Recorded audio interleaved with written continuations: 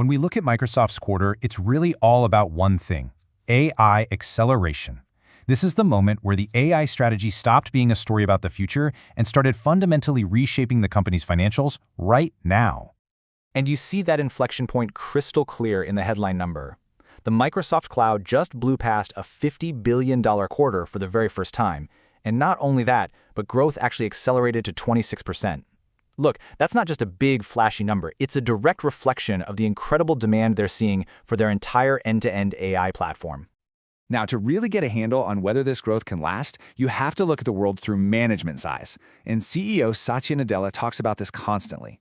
He frames their whole strategy as a three-layer AI stack. It all begins at the very bottom, with the foundation, the infrastructure. He has a great name for it: the Cloud and Token Factory. And listen, this isn't just a race to see who can buy the most GPUs. The real game here, and Nadella says this himself, is all about efficiency at a massive scale. Their entire infrastructure plan is laser-focused on one key metric: tokens per watt per dollar. What that means is they're building the most capital-efficient machine for creating intelligence. That's the whole ballgame. And a huge piece of that efficiency puzzle is what they're doing with their own custom chips. We're talking about building a real competitive advantage right at the silicon level.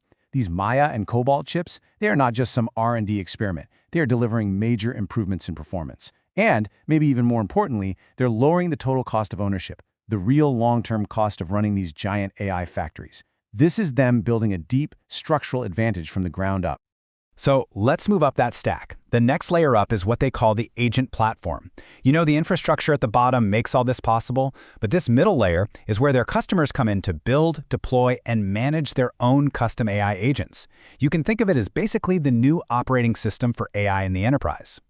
And the momentum they have here is just, well, it's undeniable. Take Microsoft Fabric, which is the heart of this agent platform. It's already doing over $2 billion in annual revenue, and it's growing at 60% year over year.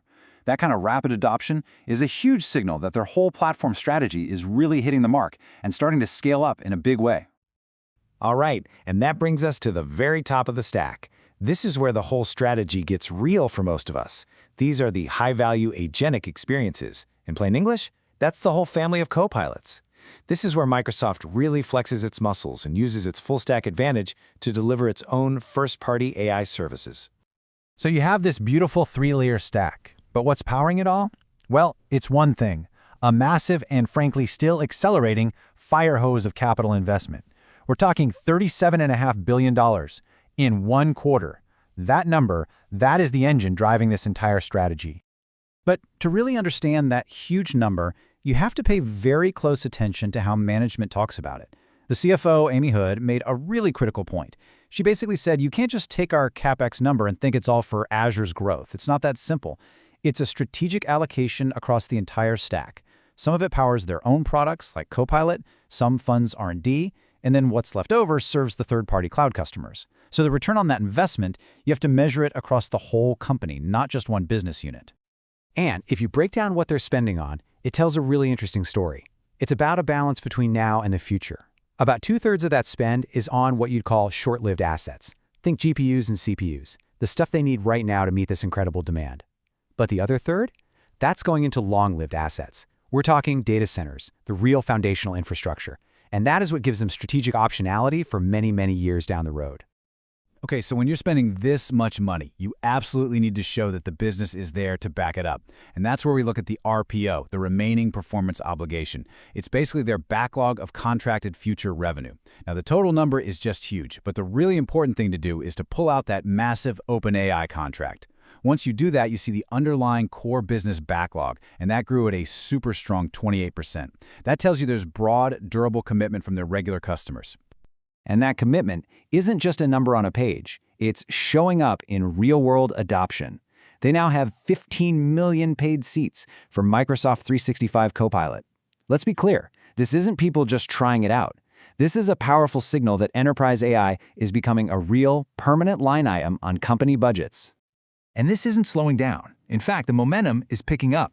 Seat additions grew 160% compared to last year. And here's something even more telling. The number of very large customers, the ones rolling out over 35,000 seats, that number tripled. So that adoption curve in the enterprise is getting very, very steep. This isn't just happening in the world of Office documents either. The trend is just as strong in the core developer community. They have almost 5 million paid subscribers for GitHub Copilot now. That tells you this is a fundamental shift in how software itself is being built. So when you step back and look at the whole quarter, the most important job is to separate the real signal from the short-term noise. What was the noise? Well, there was some temporary strength in their older Office and SQL products because of some price changes. That's not the long-term story. The signal, the thing that really matters, is the durable adoption of the AI platform, the strategic way they're spending all that capital, and the incredible strength in that core customer backlog. And maybe the single most important thing management said all quarter came when they talked about the biggest risk in this whole strategy, that massive capital spending. Amy Hood stated very clearly that the majority of the GPUs they're buying are already contracted out for most of their useful life. Think about that. It means that capacity is basically pre-sold. This is huge because it dramatically de-risks all that spending and essentially locks in future revenue against the cash they're laying out today. So when you put it all together, what you're looking at is just elite-level performance. The strategic clarity they have with that three-layer stack is being matched by what looks like near-flawless execution. That huge capital spend, which a lot of people saw as a major risk, now looks like a very aggressive and largely de-risked plan to build a competitive moat that will last for the next decade. For the sheer quality of the execution, the strategic clarity, and the future optionality they're building, this quarter earns a 9.5 out of 10.